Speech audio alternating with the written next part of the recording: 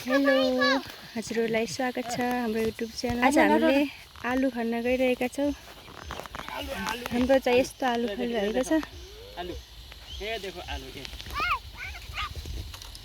साथीहरू चाहिँ आलुको साइज चाहिँ एकदम राम्रो छ। कसैलाई चाहियो भने सम्पर्क गर्नुहोस् है। कालो यहाँ चाहिँ आलु त यसरी फलिरहेको छ। आलू को साइज एक बाप ये आलू हो कि क्या है? छोरी आलू उखाला बढ़िया ऐसे उखाला तो कैसा निकला है? पौधा निकला खोदा तो एक वहाँ से हटो, वहाँ से बड़े पौधे उखाड़े तो कितना फली हुई दिखाएंगे मैं आज। नानी का कितना ताकत है, आलू निकाले वो गिर गए तो गए।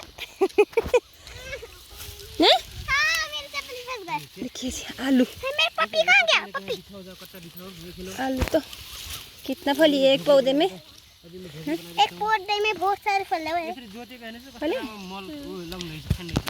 ये फर्स्ट टाइम लगाया कालो है साथीहरु। यतातिर चाहिँ आलु खन्ने क्रम जारी नै छ। हाम्रो चाहिँ यति एरियामा चाहिँ हामीले चाहिँ एककट्टा लगाएका थियौं, समथिङ 50 केजी जस्तो। कति निस्किन्छ हेरौँ है साथीहरु। बाबू ये क्या है? आलू का मोटा। किसने निकाला आलू? दीदी। ए बा कितना है आलू? हामीले चाहिँ यसै गरी आलु फलाउने हाम्रो प्लान थियो है।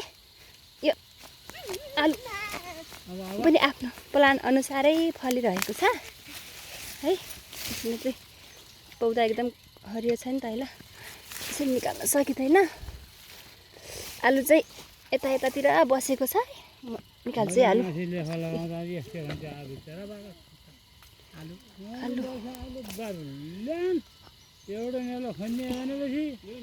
निकाल्न चाहिँ एकदम गाह्रो हुन्छ कि आलु चाहिँ छ यतातिर हैन। निकाल्न चाहिँ मलाई गाह्रो भयो।